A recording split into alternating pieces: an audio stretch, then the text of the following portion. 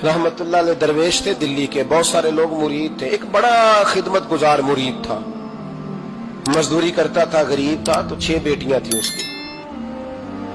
हजरत साहब के पास रोज आके कहता, हुजूर बच्चियों के लिए दुआ करें, अल्लाह कोई असबाब पैदा कर दे। एक बच्ची की शादी का खर्चा 1000 दिनार है और मैं गरीब हूं। हजरत साहब दुआ कर देते। खानका शरीफ के थोड़े ही फासले पर, हजरत जहां बैठ के मुरीदों की तरबियत करते थे, उससे थोड़ा ही फासले पर ना एक ईसाई रहता था, बड़ा मालदार था, बड़ी सारे ऊंट, गायें, भेड़, बकरियां रखी हुई थी और हजरत शरफुद्दीन रहमतुल्लाह अलैह की बड़ी मुखालफत करता था। और ये जो आपका गरीब मुरीद था, ये उसका पड़ोसी था। एक दिन बुला के ना उनको कहने लगा कि तू किधर जाके जो है वो टकरे मार रहा है, वहां से कुछ नहीं मिलने वाला। वो तुझे क्या देंगे जिनकी खानका खुद चंदे पे चलती है, मदरसा चंदे पे चलता है, मस्जिद चंदे पे चलती है, तेरी बेटी का मामला कहां हल होगा? तो उस दरवेश ने कहा कि तू मेरे पीर को नहीं जानता, तू अजय मेरा महबूब नहीं डिठा, तो पता नहीं ना, तू इस रास्ते का मुसाफिर नहीं, तू नहीं जानता। उनका बस चले ना तो वो हर कीमत में मेरी बेटियों की शादी करा दे। अब वो ईसाई था, कहने लगा अच्छा चलो ठीक है, अगर इतनी बात है ना तो जाओ उनसे जाके कह दो कि 6 साल के लिए मेरे साथ मुआहदा कर लें, वो मेरे जानवरों को चारा डाल दिया करे, 6 साल ड्यूटी करे, मैं 6000 दिनार दे देता हूं। वो मेरे साथ 6 साल मेरे जानवरों को चारा डाले, रखते हैं ना आप चारा डालने के लिए एडवांस पैसे दे के। अब तो लोग उन्हें भी गुलाम ही बना लेते हैं, बड़ी थोड़ी तनख्वाह देते हैं, जुल्म करते हैं, पूरा मुआवजा नहीं देते। हजरत शेख शरफुद्दीन के बारे में वो कहने लगा, जब अपने पीर से जाके कह के मेरे जानवरों को 6 साल चारा डाले, मैं 6000 दे देता हूं, तू जो कहता है हर कीमत पे जाने को तैयार है। उसने जब ये बात की तो मुरीद ने नाराज हो गया, वो लड़ाई हो गई, गिरबान पकड़ लिया, झगड़ा हुआ, बात बड़ी दूर गई। इस तरह की बात करता मेरे हजरत के बारे में, तेरे जैसे कई मैं वहां काम पे रखा दूं। जब वो बड़ी बहस हुई, बात मोहल्ले में, इलाके में फैल गई, दुनिया ने सुन ली, तो शेख शरफुद्दीन तक भी पहुंच गई। इस तरह झगड़ा हुआ है। लोग सो गए इशा की नमाज के बाद। हजरत साहब ने ना सर पे कपड़ा लिया, उस ईसाई के दरवाजे पे दस्तक दी, वो बाहर आया, फरमाने लगे लोग तो सोच समझ के मुलाजम रखते हैं, तूने भी तो सोच ही लिया होगा, तभी तो मुझे ऑफर की है। तू अपनी ऑफर पे कायम है, वाकई मुझे रख लेगा और 6000 दिनार दे देगा? कहने लगा जा बाबा काम कर अपना। फरमाया नहीं, तूने इतने लोगों में बात की, इतनी बहस हुई, तो कायम है? कहने लगा मैं तो कायम हूं, पर आपने नहीं कायम रहना। फरमाया मैं सोच समझ के आया हूं। उसने कहा आप ड्यूटी करेंगे, भैंसों को चारा डालेंगे? फरमाया एक शर्त, बस जब अजान हो जाए ना तो मुझे रब की नमाज पढ़ने की इजाजत दे देना, बाकी सुबह शाम जो तू कहेगा। अगर उस गरीब की बेटियां ब्याही जाए तो मुझे और क्या चाहिए? उसकी 6 बेटियों का बोझ है उसके सर पे, तू मुझे रख ले। अल्लाह अकबर। वो कहने लगा चले पे मेरे साथ खते बंदगी कर ले, आजकल हम स्टाम करते हैं, उस जमाने में खते बंदगी होता था, गुलामी का खत काजी शहर के पास, यानी उसका ख्याल था कि चलो स्टाम की बात करूंगा तो भाग जाएंगे। फरमाया चल मैं तैयार हूं। काजी तक गए, तय हो गया, 6000 दिनार दे दिए। हजरत ने मुरीद को बुलाया, फरमाया पुत्र ये ले जा मेरी बेटियों को रवाना कर दे। कहने लगा हुजूर ये क्या कर रहे हो आप, कुछ सोचे? फरमाया यार जब तुझे बेटा बना लिया तो फिर मेरी पोतियां तो लगती हैं ना, मेरा हक तो बनता है ना, जा जाके ड्यूटी कर, उनको ब्याह दे।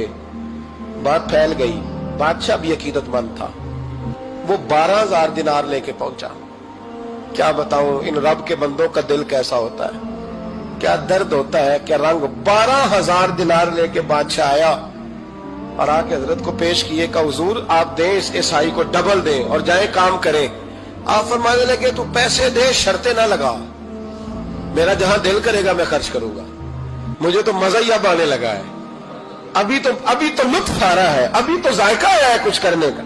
पैसे देने या तो दे, पाबंदी ना लगा, जहां मेरा दिल करेगा मैं। उसने कहा हुजूर ठीक है रख ले।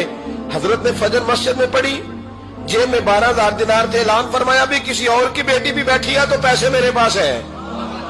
वो 12000 दिनार भी बांट दिया और 12000 दिनार बांट के ना तो फिर चले गए खेत में चारा काटने। उस ईसाई को किसी ने बतलाया कि उनके पास तो 12000 आया है, पर तुझसे जान नहीं छुड़ाई उन्होंने। तो वादा ये हुआ था कि 6 देंगे तो जाएंगे, जब तक देंगे नहीं तेरे घर में काम करेंगे। वो ना चारा काट रहे थे, हजरत साहब तो वहां पहुंच गया, दूर जाके खड़ा हो गया, कहने लगा बाबा پہلے تو میں نے مسلمانوں کے اخلاق سنے تھے، اب تو میں نے دیکھ بھی لیے۔ پر یہ بتا جب 12,000 آیا تھا جان کیوں نہیں چھڑائی؟ تو حضرت چارہ کاٹتے کاٹتے رو پڑے، فرمانے لگے تو نہیں نہ جانتا یہ بیٹیاں سانجی ہوتی ہیں، پتہ نہیں نا؟ میرے رسول پاک نے تو خاتم تائی کی بیٹی کے سر پہ کپڑا رکھ کے کہا تھا بیٹیاں برابر ہوتی ہیں، تو یہ نہیں پتا جب اس کی 6 بیٹیوں کی شادی ہوئی ہے میرے اندر روحانیت کتنی بڑی ہے۔ فرمایا پھر 12,000 آیا ہے تو 2-4 بچیاں پھر گئی ہیں، تو یہ نہیں پتا میں اندر سے راضی کتنا ہوں، میں تیری نوکری کرتا رہوں گا، پتہ نہیں اللہ کتنی بیٹیوں کو بیاہ دے گا۔ اتنا رویا وہ عیسائی کے پیروں میں بیٹھ گیا، کہنے لگا بابا میں نے تیری مخالفت کی ہے پر تیرے قریب آ کے پتہ چلا ہے کہ تو بہت اونچے اخلاق کا مالک ہے، اور اگر تیرا یہ مقام ہے تو تجھے اخلاق سکھانے والے محمد عربی کی شان کتنی ہوگی۔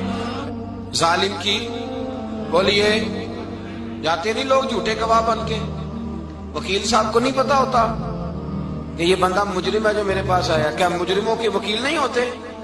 بولے تو اس کو پتا نہیں ہوتا وکیل صاحب کو کہ یہ صاحب مجرم ہے، میرے پاس مقدمہ لے کے آئے، اور اگر بے ادبی نہ ہو جائے تو میرا خیال ہے قاضی عدالت کو بھی پتا ہوتا ہے کہ مجرم کون ہے اور مظلوم۔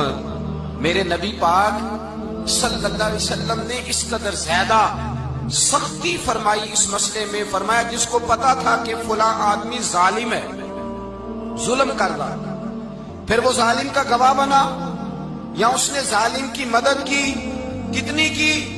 شارحین لکھتے ہیں چاہے اس نے ایک جملہ بول کے کی، چاہے ایک، سارے بولیے، چاہے ایک غریب کو اس نے ظلم کیا تو کہتے ہیں علاج یہ سی، چاہے ایک جملہ بول کے کی، شارحین اس حدیث کی شرح میں لکھتے ہیں ایک جملہ بول کے چاہے مدد کی، جس بندے نے کسی ظالم کی مدد کی کسی مقدمے میں یا کسی صورت میں اور اسے پتا تھا یہ ظالم ہے، میرے نبی پاک صلی اللہ تعالیٰ علیہ وسلم فرماتے ہیں اگر اس نے مدد کی، ابھی ظالم کی بات نہیں ہو رہی، ظالم کے مددگار کی بات ہو رہی، اگر کسی نے ظالم کی مدد کی تو حضور فرماتے ہیں خدا بھی اس سے بری و ذمہ ہے، رسول بھی اس سے بری و ذمہ ہے۔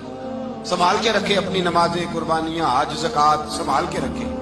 اگر ظالموں کا مددگار ہے، الیکشن آ لینے دے، آپ کو نظر آ جائے گا کون کون ظالموں کا مددگار ہے، نظر آ جائے گا۔ اپنی جیب سے لوگ پیسے دے کے ظالموں کی مدد کریں گے، ان کے فلیکس چھپوائیں گے، بورڈ لگوائیں گے، جیبوں سے پیسے دیں گے۔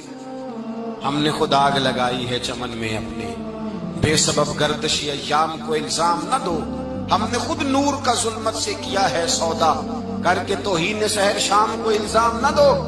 ظالموں کے مددگار میدان میں آ گئے، یہ چھوٹا لفظ نہیں، میرے حبیب پاک صلی اللہ علیہ وسلم نے فرمایا جو ظالم کا مددگار ہے سن لے جو سجن کے ساتھ کچہری جاتا ہے، وہ یاد رکھے جو دوست کا گواہ بنتا ہے، وہ یاد رکھے جو کہتا ہے میں مانگی گیا تھا، مجھے بلایا گیا تھا قبضہ چھڑانے کے لیے کسی غریب بیوہ کی جائیداد پہ، وہ سن لے تو مدد کر کے نہیں آیا، تو خدا کے ذمے سے نکل گیا۔ رسول پاک نے فرمایا تیرا میرا تعلق ختم ہو گیا، تو ظالم کا مددگار ہو گیا۔ پھر تو کہتا میں بے چین ہوں، میں بے قرار ہوں، میں آزمائش کا شکار ہوں، پلٹ کے دیکھ تو صحیح تیرا گناہ کتنا بڑا ہے۔ میرے نبی پاک صلی اللہ علیہ وسلم کا ایک اور فرمان سن لیں، ابن ماجہ ابو داؤد میں موجود ہے، اس حدیث کو آپ نے یاد کر لینا ہے، کر لیں گے انشاءاللہ، سارے کہیے انشاءاللہ کر لیں گے یاد۔ حضور صلی اللہ علیہ وسلم نے فرمایا اگر تو ظالم کی مدد کرے گا نا، یہ لفظ دل کی تختی پہ لکھ لینا، یہ مکافات عمل ہے، مکافات عمل دنیا، ادھر کرو گے تو ادھر بھرو گے۔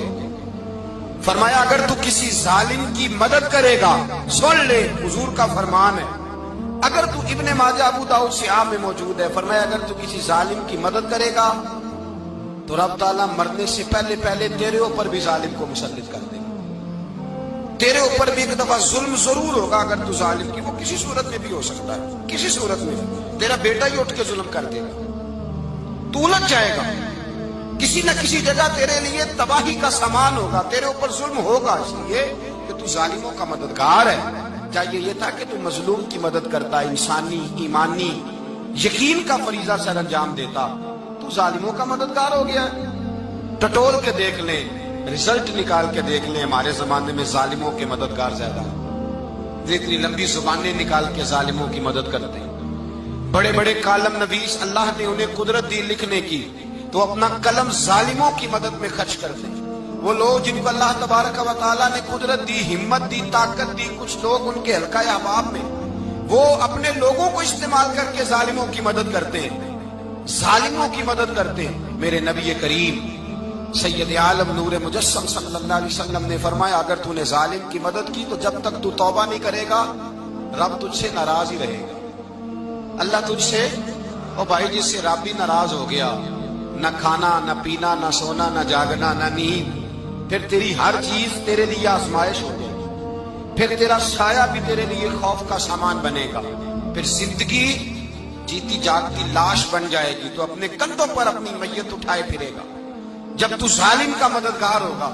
اور نبی پاک صلی اللہ علیہ وسلم نے فرمایا، ظالموں کا مددگار بھی ظالم ہوتا ہے، ظالموں کا مددگار بھی، سارے بولے، ظالموں کا مددگار بھی نہیں، کو نہیں، آپ سارے نہیں بولے، ایک دفعہ بولے، ظالموں کا مددگار بھی، پکی بات ہے، ظالموں کا مددگار بھی۔ اللہ اکبر۔ جس کا یارانہ ہو، جس کا دوستانہ ہو، جو کہے میں نے نا اس کو اوکھے ویلے کے لیے ظالم کو یاد رکھا ہوا ہے۔ کبھی مشکل پر رکھے نہیں ہوئے لوگوں نے ظالم دوست، کہتے میں نے رکھے ہوئے ہیں، بلکہ ہمارے دیہات میں تو کہتے ہیں میں نے بازو بنائے ہوئے ہیں۔ کس کو بازو بنا لیا؟ ظالم بھی کبھی بازو ہوتا ہے، جو ظلم کی تلوار لیے میدان میں کھڑا ہے۔ قارون، حامان، فرعون، نمرود کا حال نہیں لوگوں نے دیکھا؟ اپنے زمانے میں آپ نے کتنے لوگ نہیں دیکھے جن کے سائے سے، آواز سے لوگ کانپتے تھے؟ پھر پولیس کی گاڑیوں میں وہ اس طرح مردہ پڑے کہ دنیا نے تماشا دیکھا ان کا۔ یہ رنگ ہم نے دیکھے نہیں اپنے آنکھوں سے۔ فرمایا ظالم کا مددگار بھی، جو کار میں بٹھا کے لے کے گیا وہ بھی ظالم، جس نے چائے پلائی وہ بھی، جس شخص نے کھانا کھلایا وہ بھی، جو کچہری تک ساتھ گیا وہ بھی، جس نے فلیکس کے نیچے، بڑے شرابی کے نیچے چھوٹی اپنی فوٹو لگائی وہ بھی، جو ووٹ کی پرچی ڈالنے گیا وہ بھی۔ کہہ دینا باہر نکل کے کہ حضرت صاحب نے سیاسی تقریر کی ہے، کہہ دینا، پر بات تو سچی ہے نا۔ خو کرے ہم تو سے تھوڑا سا گلا بھی سن لے، خو کرے ہم تو سے تھوڑا سا بھی گلا۔ امام مالک کے پاس ایک بندہ آیا، اس نے کہا حضور میں درزی ہوں، ایک ظالم بادشاہ مجھ سے کپڑے سلواتا ہے، میں تو ظالموں کا مددگار نہیں نا۔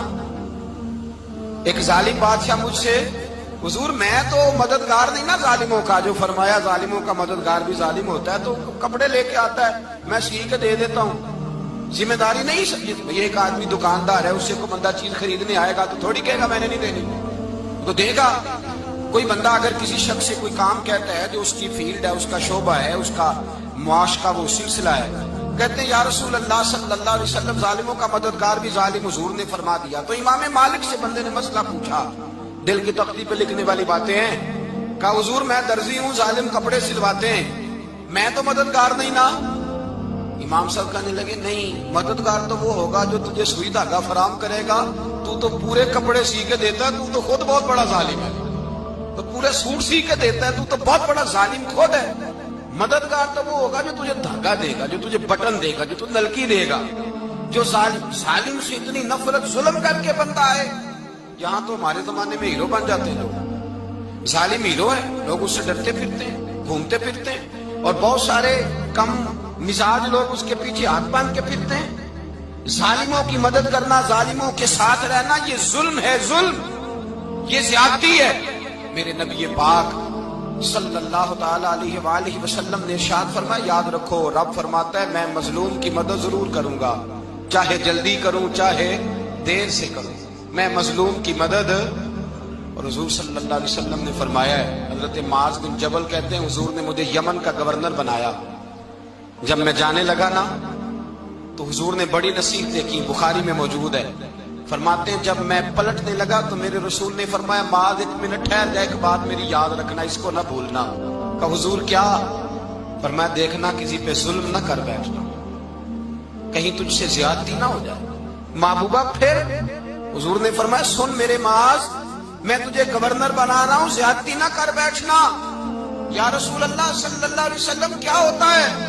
تو میرے کریم نے فرمایا جب مظلوم دعا کے لیے ہاتھ اٹھاتا ہے تو عرش کا مالک کہتا ہے فرشتوں پیچھے ہٹ جاؤ، عرش کا مالک کہتا ہے فرشتوں پیچھے ہٹ جاؤ۔